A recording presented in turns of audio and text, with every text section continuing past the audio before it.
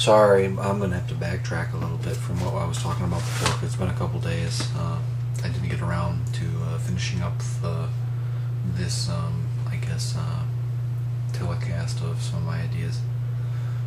So I'm gonna go back to on the other intelligent life question.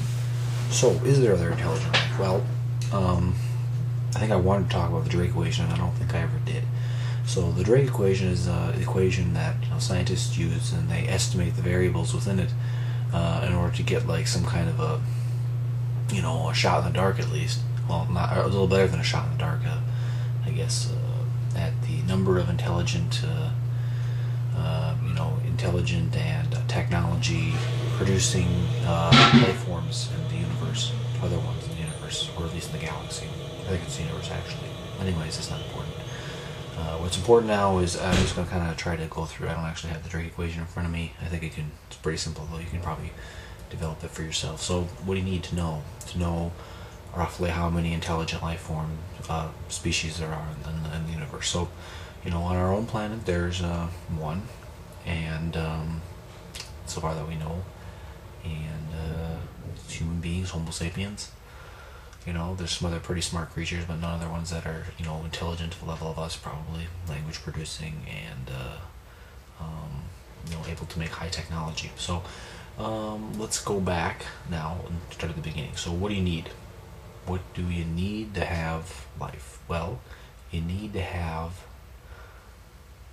galaxies, right? You need to have galaxies that have stars in them. So the first one is the number of galaxies in the known universe. That would be your first variable. And then the second one obviously is in stars, number of stars in the galaxies.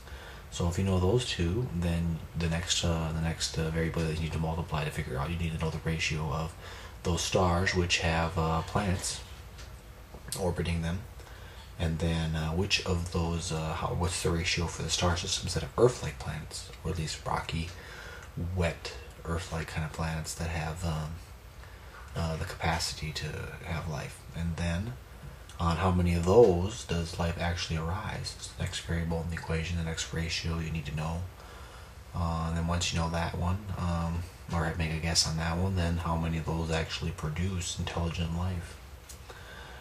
And then the final equation, final variable of the equation is how many of those intelligent life forms produce at some point in their lifespan high technology capable of producing radio waves that they can broadcast throughout the universe so that other intelligent life forms can pick it up. Now, when you look at all of those, let's just do it right now. Let's just say how many galaxies there are in the known universe. I'm just gonna run through the equation real quick so we can kind of get a feel for how you can work it. So how many galaxies? There's roughly 100 billion galaxies in the known universe. In the universe that we can see, that's the estimate right now. It's the best guess. It could be a billion more, or a billion more. It could be a trillion. It could be a 10 billion. Who knows? Maybe 100 billion. I think is kind of the standard number that is used. It's not that important really. What's important is the rest of the parts, the ratios of the equation. Because that one, is fairly well pinned down. So the next one is how many of those, so how many stars then? Well, there's about 100 billion stars in an average galaxy, and there's 100 billion galaxies in the known universe. So when you take those two numbers combined, what's that? It's 100 billion, 100 billion, you got 200s, and you got 2 billions. So a billion is 1, 2, 3, 4, 5, 6, 7, 8, 9. So you got 1, 2, so you got 10,000. Oh my God, it's 10,000 billion. That's a very, very, very large number. I don't even know how to call that number. That's how many stars you have in the known universe. Now, let's take that. I don't think actually galaxies is what's usually used in the Drake equation. They use, how many intelligent radio frequency producing life forms are there in the galaxies, what they usually use. But if we do the known universe, this is the number of life forms that are in the universe. This number you can't really argue with. It's got to be pretty high actually. So let's go on and continue. So how many of those have Earth-like planets, or how many of those have planets? roughly, so far as we can tell right now, from planet looking, almost all of them have planets. You know, so let's say half. You know, it's within an order of magnitude. It could be as low as like 5%. It could be as high as 95%. But let's say half, about half. It's a good number. It's not gonna. I mean, I could use 5%. It's not gonna change the numbers that we're gonna get for how many intelligent life forms there are or have been in this universe, capable of producing radio frequency or some other form of communication that could be figured out by other intelligent beings. So we'll say half. Half of them have planets. How many of those planets are Earth-like? Well, in our own solar system, we could almost argue Mars, you know, or, you know, other celestial bodies in the solar system. Titan, the moon of Jupiter or Saturn, I don't remember which anymore. One of the, you know, some of those moons actually could potentially have life. You know, they have liquid oceans of water, supposedly, underneath an ice ocean. Underneath, I should say, a layer of ice, not an ice ocean. They're about the size of Earth, or one of those moons is. So I mean, there could be as many as 3 even in our own solar system. So let's say again, maybe a half. Let's make this a little bit more. Let's go to 1/10. You know, 1/10 of them have a liquid water somewhere on them. You know, probably on their surface or something like that, in abundance enough to support some kind of a life form system, or it's stable enough. I mean, it doesn't just all evaporate at once certain times of the year and then all rain back down. So there's got to be liquid life on the planet. And at all times, there has to be at least some form of liquid life, or liquid water. I'm sorry, not liquid life, somewhere. You know, it can't all be gaseous, or it can't all be frozen at one point. I mean, most of it can be, or most of it can be other, but there has to be at least some liquid water. Okay, so that's 1/10. 1/10 have Earth-like planets with liquidy water, meaning that to be kind of close enough to their sun.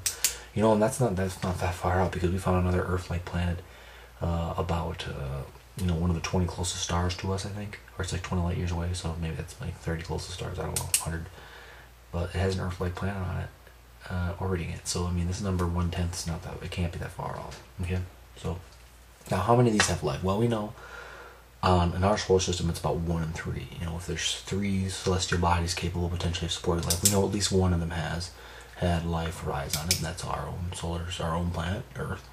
So, and the way I look at it, this is another concept of mine I'm going to bring in, is the fact that we don't have a special privilege in the universe. I mean, human beings have been figuring that out throughout the course of science. I mean, first we thought we were the center of the universe. We thought our little planet was flat, and that all the other planets and stars and celestial bodies just some flat things orbiting, you know, going back and forth across the sky, you know, and that hell was underneath us, and then they went underneath hell or something like that. I don't know exactly what we thought, but we thought something to that extent. And I mean, that's all been kind of turned around. We just did not believe in evolution. We thought that we were all just created, you know, 5,000 years ago, and, you know, in God's image and all that kind of stuff, you know, in 7 days and all that great whatever, blah blah blah blah blah.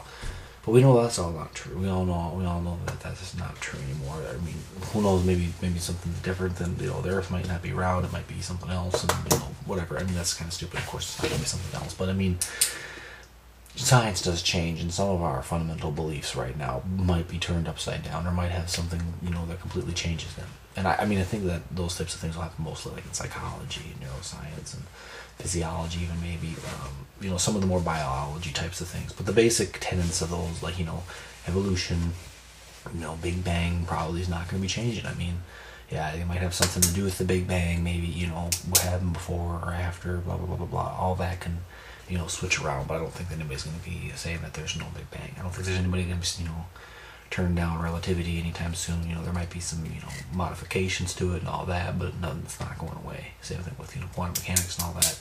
Those things, I mean, they're not like, you know, approximations of a more true. I mean, they are what we see in reality. I mean, there's a couple of things I can say about that. There's like this guy named John Bell who did some statistic experiment designed some kind of experiment that could be run, and you could use that to determine whether or not, you know, the funny, weird things that happen with quantum mechanics is true or not, or whether or not, you know, like which interpretation or which, you know, theoretical, philosophical, metaphysical kind of theory would actually fit. And it turns out that the nutty ones won. It wasn't You know, basically there can't be any hidden knowledge in the particles. There really are just random. I don't remember exactly anymore. It's been a long time since I looked at that, so all I'm talking about that might be a little bit not that precise. I could probably think about it, and whatever, I'm not going to. It's not what I want to get to here. All I want to get to is the fact that, so science, yeah, it can change, and it will change. I mean, a lot of it will. But in general, what we know from science, or what we've been able to see, glean from it and learn, is that we are not privileged. So why should we think that we are the only life